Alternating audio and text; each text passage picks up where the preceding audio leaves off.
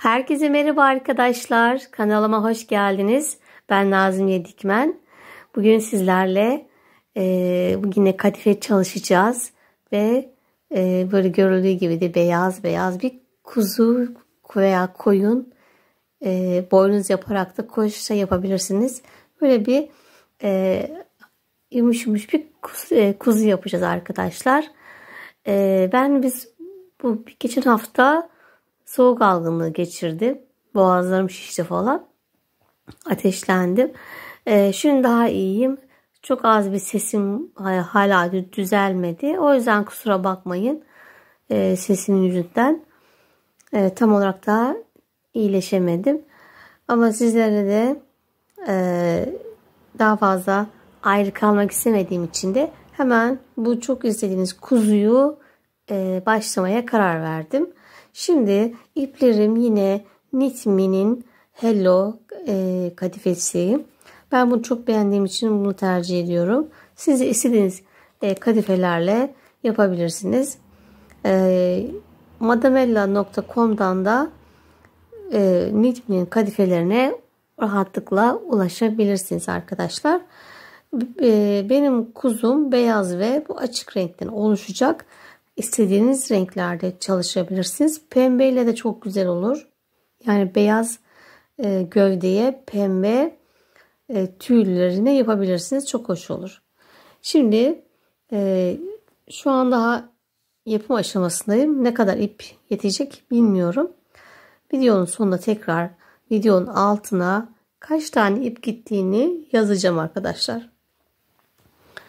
İnşallah bir tane yeter ama yetmez sanırım. Genelde hep 2 taneden çıkıyor çünkü gövde. Şimdi ben burada bacaklarımı hazırladım. 3 taneyi. 4.'yü de beraber öreceğiz.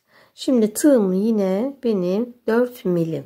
Şuradaki 40000 mm yazan numara. 7 numara 4 milim tığım. Şu ayağının taban kısmında ben şöyle 5 litrelik su şişelerinin kapağını yerleştirdim. Daha böyle güzel duruyor. Tabii ki bunu yoksa her zaman yaptığınız gibi dondurma kapaklarından veya yoğurt kapaklarından böyle yuvarlak kesip onları da yerleştirebilirsiniz. İçine zaten kullanacağımız bunlar. Bir de boncuk elyaf olacak. Şimdi hemen şuradaki koyu rengimizle önce tırnak kısmından başlıyoruz. Eğer bu rengi beğendiyseniz renk kodunu da istiyorsanız renk kodumuz Color 905 Lot 4504 arkadaşlar. İpimiz 100 metre. Pardon, ipimiz 100 gram, 120 metre arkadaşlar. Şimdi örmeye başlayalım. Evet, bu arada koton iple de kuzumuzu örebilirsiniz arkadaşlar. Sadece ipin inceliği nedeniyle daha küçük olacaktır.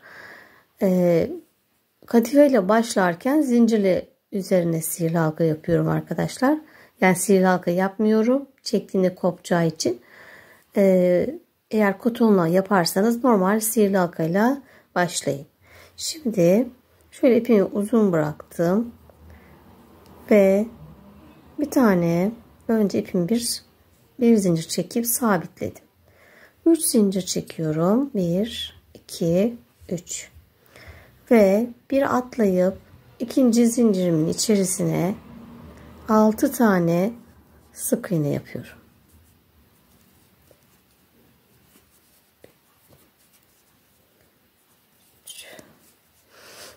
4, 5 ve 6 sık iğnemi yaptım. 2, 4, 5, 6. İlk başladığıma batarak ilmek kaydırıyorum ve birinci sıramızı bitirdik. Bir zincir çekiyorum ve 6 tane sık iğnemin her birine çift batıyorum. Birinci çift, ikinci çift, üçüncü çift, dördüncü çift, beşinci çift ve altıncı çift. Evet, 6 tane peş peşe arttırma yaptık. Sayımız 12 oldu. Şimdi buraya bir ip takalım. Yerimizi kaçırmayalım. Şöyle farklı bir renk yaparsak daha kolay olur. Evet, 3. sıradayız.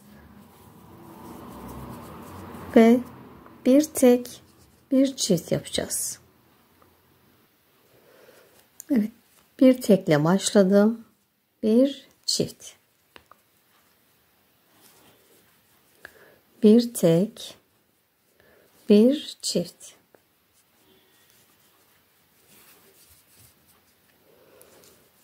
Bir tek, bir çift.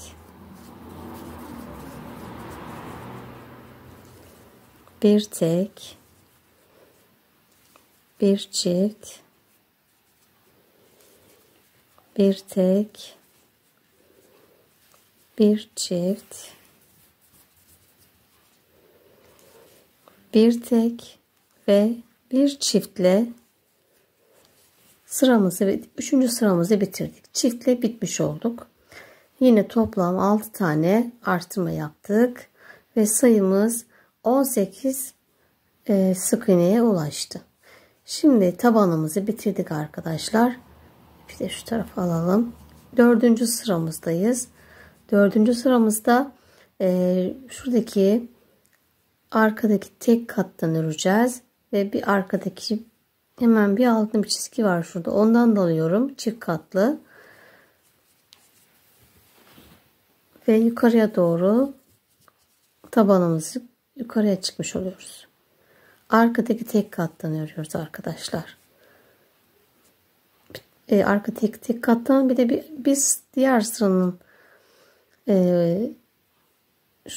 düz çizgiyi de batıyorum. Bunu da beraber çift yapıyoruz sağlam olması için. Şimdi sıra sona kadar arkadaki tek kattan BLO'dan örelim.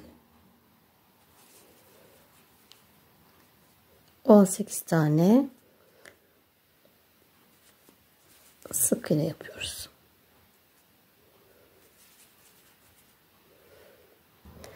Evet, sıra sonuma geldim arkadaşlar. Şimdi 5 ve 6. sıralarımızı eksiltme artırma yapmadan düz öreceğiz. Yani her birine tek batacağız. Evet, 2 sıra eksiltme artırma yapmadan düz ördüm arkadaşlar. Şimdi tırnağımız bitti. Beyaza geçeceğiz. Ondan önce 3 tane ilmek kaydırıyorum. 1 2 3 2 zincir çekip ipimi kesiyorum.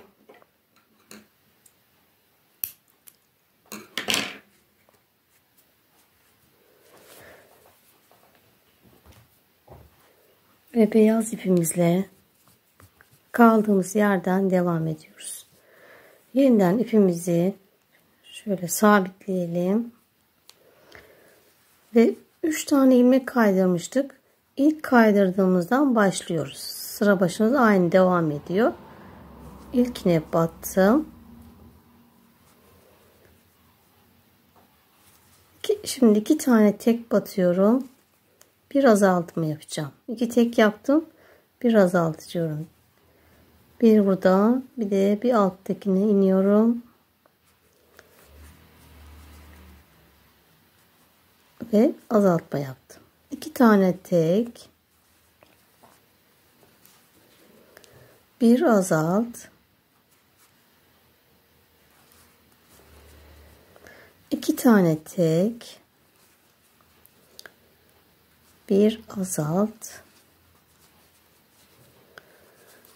tane tek,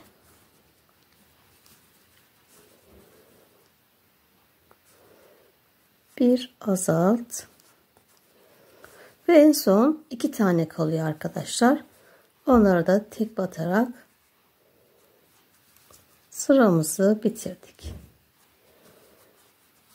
Şimdi burada tabanımızı yerleştirelim.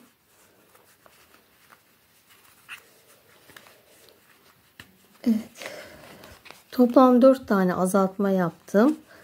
14 tane sık iğnem kaldı. Evet, böyle tabanımı içine yerleştirdim. İsterseniz dediğim gibi dondurma kapağından keserek de yapabilirsiniz.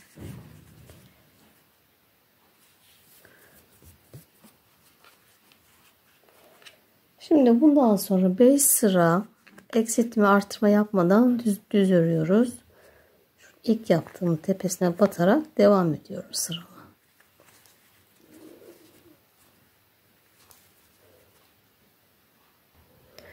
Toplam 5 sıra eksiltme artırma yapmadan düz ördük. Şimdi 13. sıradayız ve 4 tane artırma yapacağız. 2 tane tek batıyorum. 1 artır. 3 tane tek.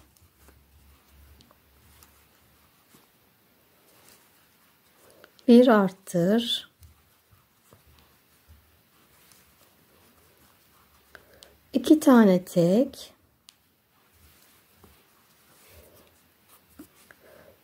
1 artır. 3 tane tek ve 1 artır. Sıra sonumuza geldik. Toplam 4 tane artırma yaptık. Sayımız yine 18 oldu. Bir sıra düz örerek sıramızı bitiriyoruz. Yani 14. sıradayız. 18 tane sık iğne yaparak bacağımızı bitirmiş olduk.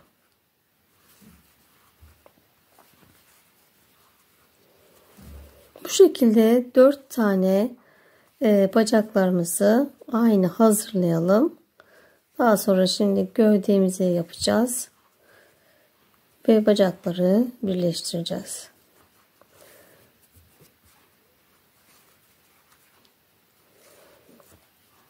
Evet, sıra sonuma geldim. Yine 3 tane ilmek kaydırıyorum. Düzgün bir renk geçiş olsun diye. 3 ilmek kaydırdım. 2 zincir çekip ipimizi kesiyoruz. Evet, bacağımız bitti.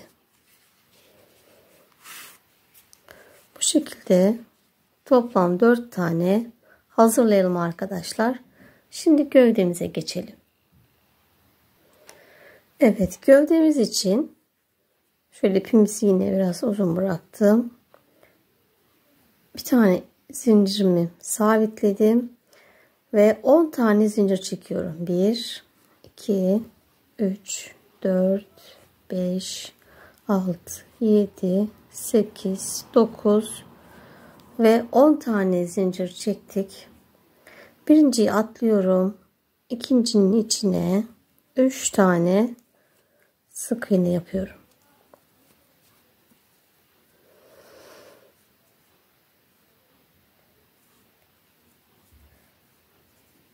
7 tane zincirimize tek batalım.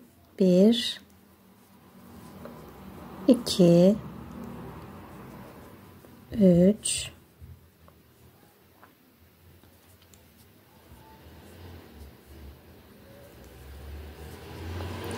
4 5 6 ve 7 tane zincirime tek battım. Son kalan zincirime yine 3 tane peş peşe sık iğne yapıyorum. Aynı zincirin içine ve köşemi dönmüş oldum. Şimdi zincirimizin Bu tarafına da 7 taneye tek batıyoruz. 1 2 3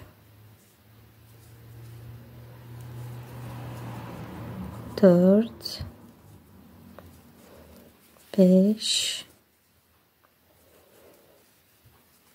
6 ve 7 tane. Ve birinci sıramızı bitirdik. Ve 20 tane sık iğnemiz oldu. Şimdi ikinci sıramıza geçeceğiz. Şöyle hemen sıra başımız için ipimizi takalım. Bunlar önemli. Sıramızı kaçırmayalım. Şimdi ikinci sıradayız ve 3 sık iğnemize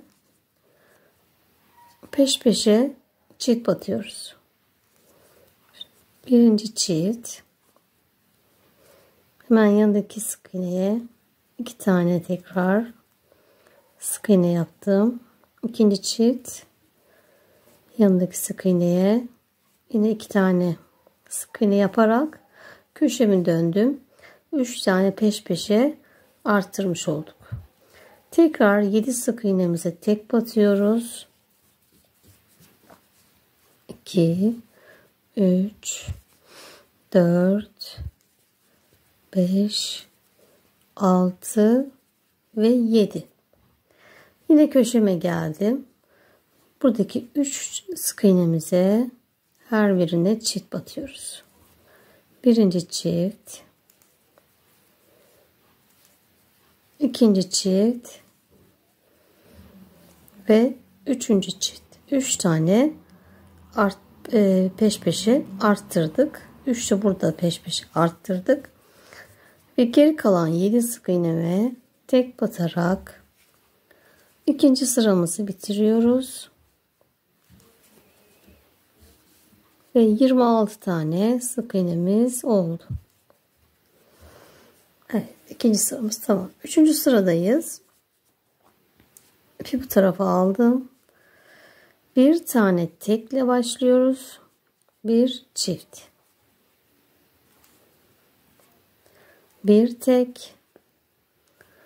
Bir çift. Bir tek. Ve bir çift. Evet. Yine 3 arttırmamı yaptım. Şimdi tekrar düz yere geldik. 8 tane tek batıyoruz.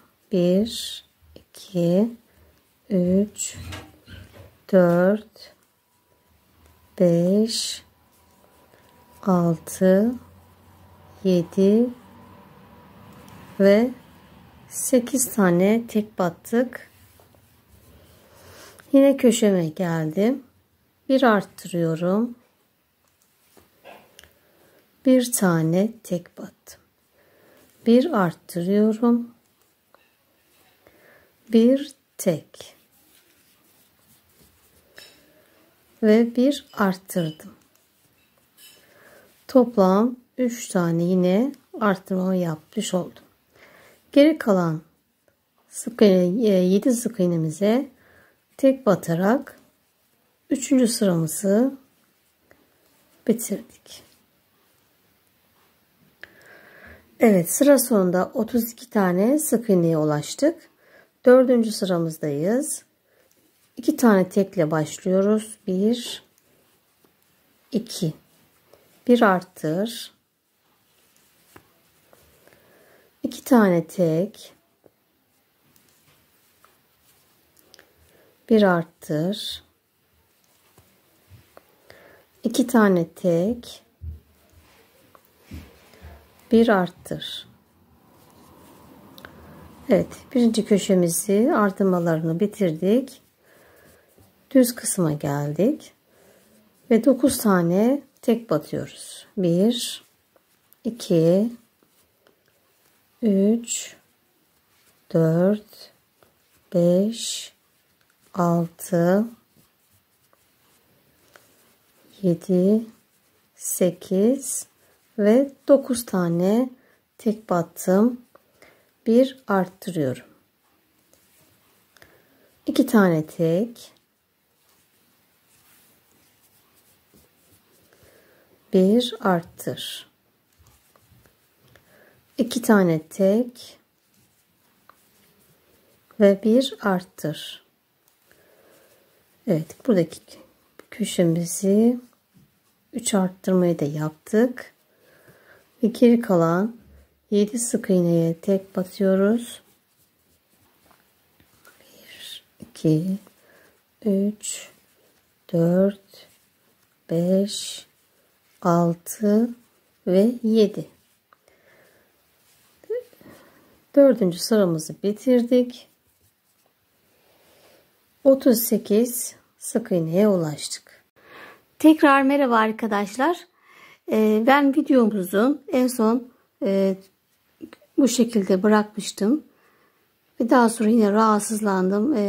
Video çekimlerini bırakmıştım. Ve bir yandan da gövdeyi de bitirmiştim. Sonra o gövdeyi beğenmedim, söktüm falan derken yeniden ördüm. Şimdi bu arada kuzuyu da bitirmiş oldum arkadaşlar. Kuzumuz bu şekilde olacak. Modelimiz bu. Tarifimiz bu şekilde. Şimdi ben tekrar kaldığımız yerden devam edeceğim. Bu burada beklesin kuzumuz.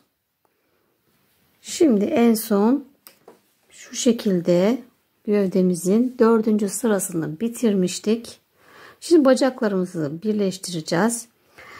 Şimdi birinci yaptığım kuzuda biliyorsunuz 5 litrelik su şişelerin kapaklarını koymuştum. Şimdi bunda kapak bulamadım. Tabii ben devamlı 5 litre almıyoruz. O yüzden normal her zaman yaptığımız gibi içerisine dondurma kapağından kestim. Kalıbı koyacağım. Şöyle ölçüyorsunuz. Üzerine kesiyorsunuz. Şimdi bunu yerleştirelim. Önce güzel bir dolduruyorum. Daha sonra da gövdeye ekleyeceğim.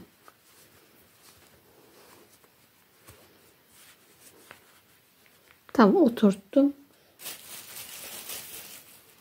Ve içerisine de şöyle elyafımızı dolduruyoruz. Gördüğünüz gibi böyle de gayet güzel oldu bacaklarımız. Pet bulamayanlar aynı işi her zaman yaptığımız gibi dondurma kapaklarından yapabilirler. Güzel sıkıca dolduruyorum. Çünkü zamanla bırakıyor arkadaşlar. Esniyor zaten. O yüzden sıkış dolduruyorum.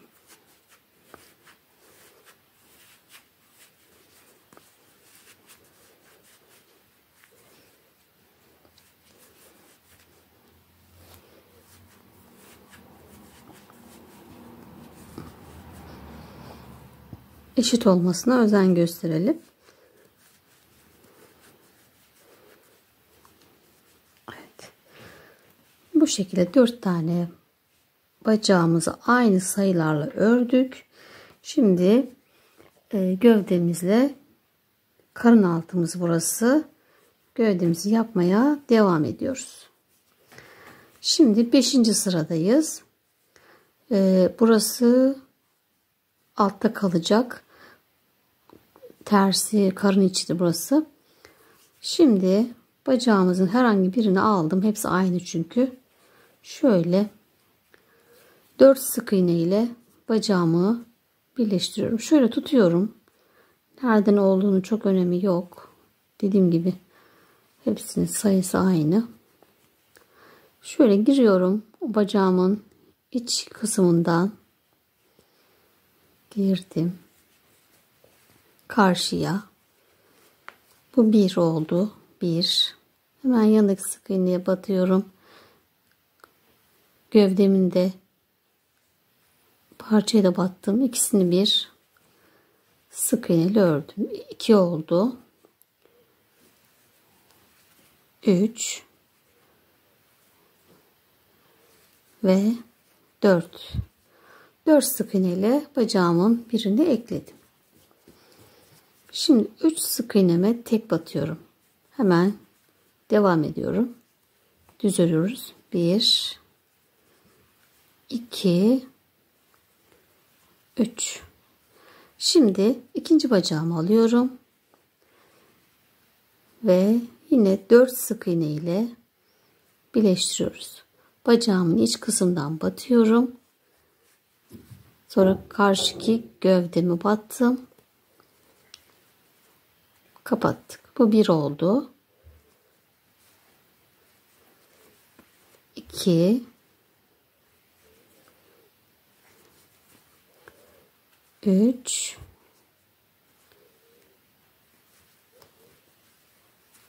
ve 4 sık iğne ile ikinci bacağımızı birleştirdik. Şimdi 7 sık iğneye tek batıyoruz. 1 2 3 4 5 6 7.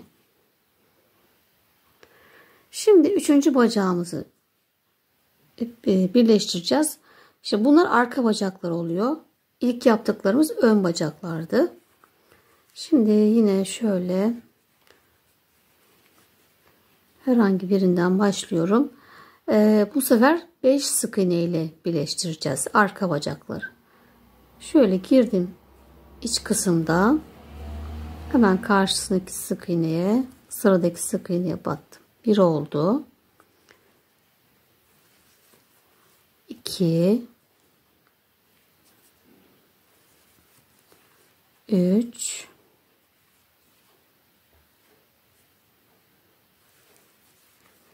4 ve 5. 5 sık iğne ile üçüncü arka bacağımız burası. Onu da ekledik.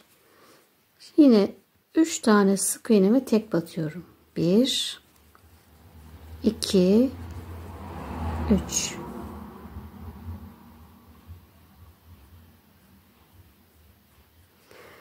Evet, dördüncü ve son bacağımızı birleştiriyoruz. Yine 5 sık iğne ile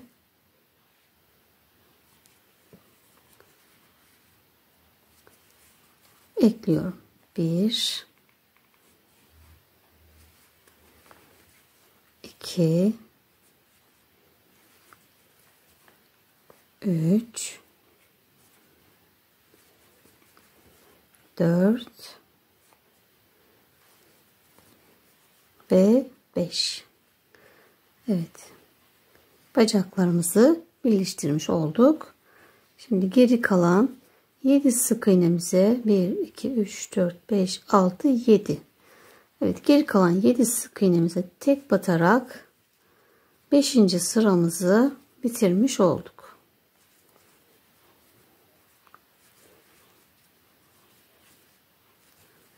Beş, 6 ve 7. Evet. Şimdi dediğim gibi başlangıç yerimizin hemen yanındaki bacak ön bacaklar. Bunlar da arka bacaklarımız. Evet, 6. sıramızdayız. Bu sıramızda eksiltme artırma yok. Fakat şimdi mesela buradan direkt bacağa geçmemiz lazım. Öyle başlıyor. Böyle yapıyoruz. Fakat burada bir delik oluşuyor arkadaşlar. Bu deliği önlemek için şimdi hemen eklediğimiz yer var şurada. 2 bacı. Oraya batıp çıkıyorum. Sonra normal bacaktaki X sık iğneye batıp çıkıyorum. Bu ikisini beraber örüyorum. Yani burada eksiltme artırma yapmış olmuyoruz. Yine aynı şuradan bir yapmış gibi olacağız. Sadece şurayı boşluğu kapatmış olduk. Şimdi burada 1 diye devam edelim. 2 3 4. Yani sayılarımız hiç değişmiyor. Saymama da gerek yok aslında. Şimdi bacağımızın sadece şu eklem yerlerini göstermek istedim. Bu eklem yerlerinde geçiş yaptığında delik olduğu için buralarda bir içerideki ilmeğe batarak ikisini bir örüyoruz. Yani sayımız yine değişmemiş oluyor aslında.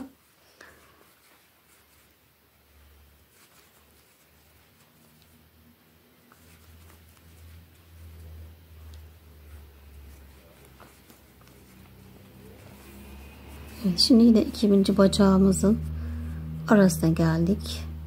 Dediğim gibi şimdi buradan gövdeye geçmem gerekiyor. Şöyle şu şekilde. Geçtiğimde yine burada bir delik oldu. Bunu engellemek için hemen yanındaki bacağı birleştirdiğim yere batıyorum.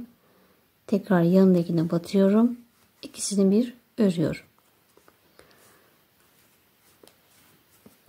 Evet, yine bir şey oldu, delik oldu. O yüzden ne yapalım?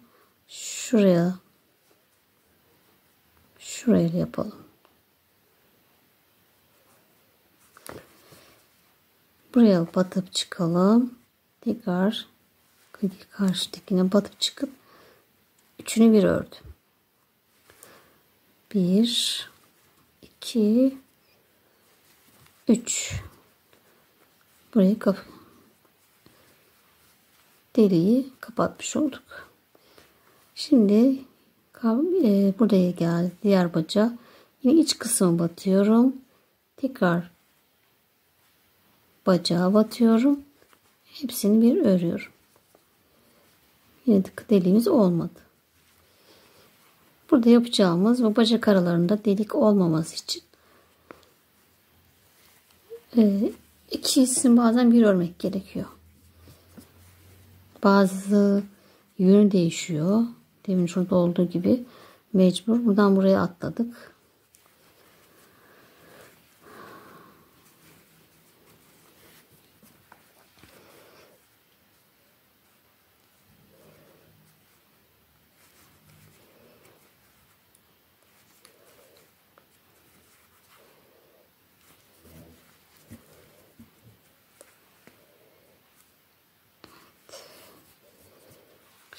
Buraya geldik.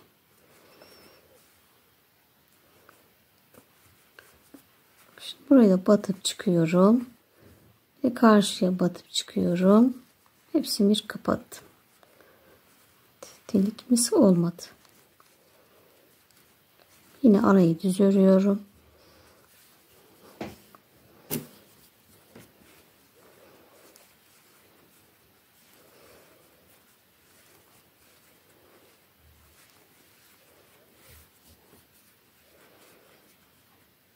Şimdi iç kısma battım.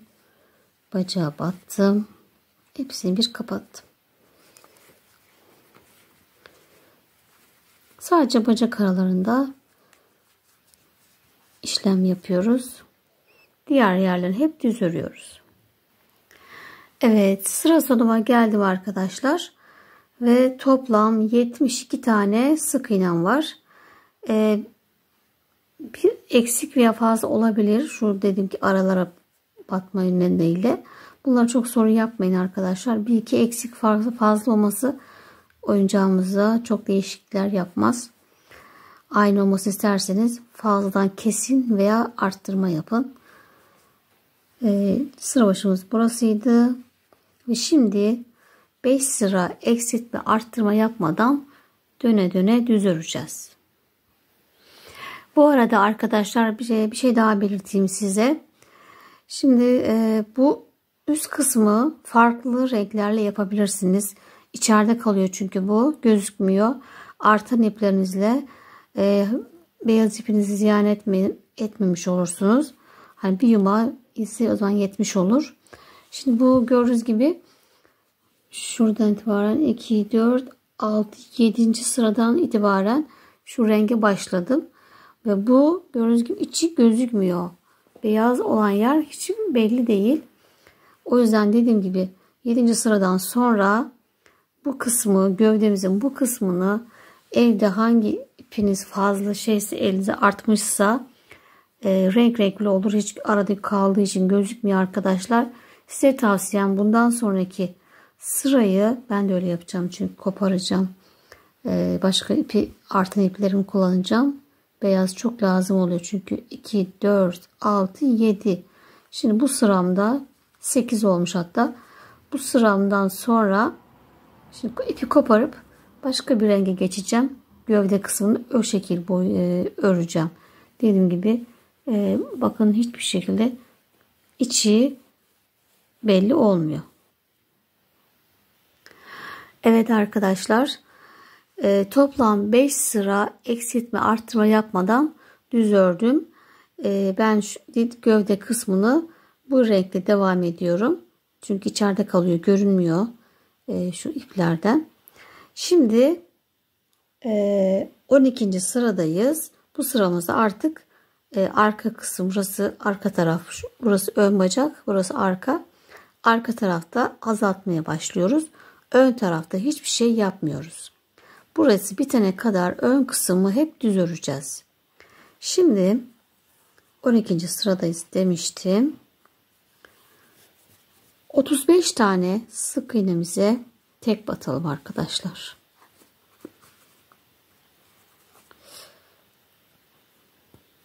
Bir, iki, üç, 4, 5, 31, 32, 33, 34 ve 35 tane sık iğnemize tek battık. Şimdi burası arka kısmı ve bir azalt, 5 tek, 2, 3, 4, 5, bir azalt,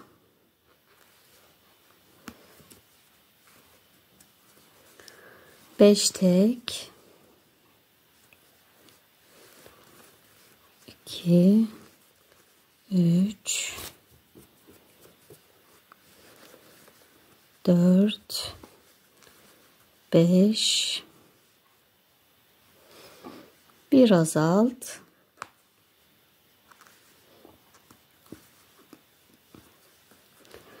5 tek,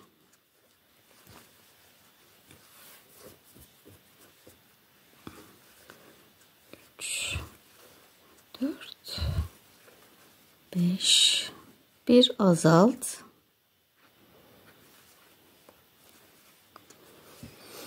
5 tek,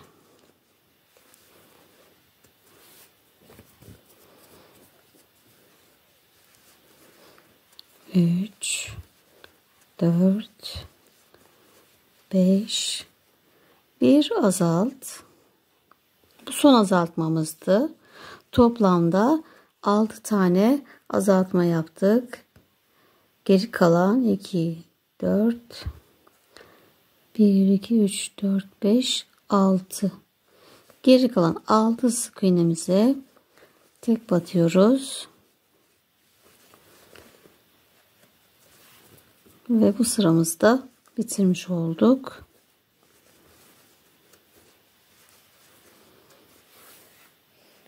Evet. 6 azaltma yaptık. 67 sık iğnemiz kaldı. Şimdi yine buraya kadar düz öreceğiz. Evet, şimdi videomuzu burada sonlandırıyoruz arkadaşlar. İkinci bölümü de devam edeceğiz. Görüşmek üzere. Hoşça kalın.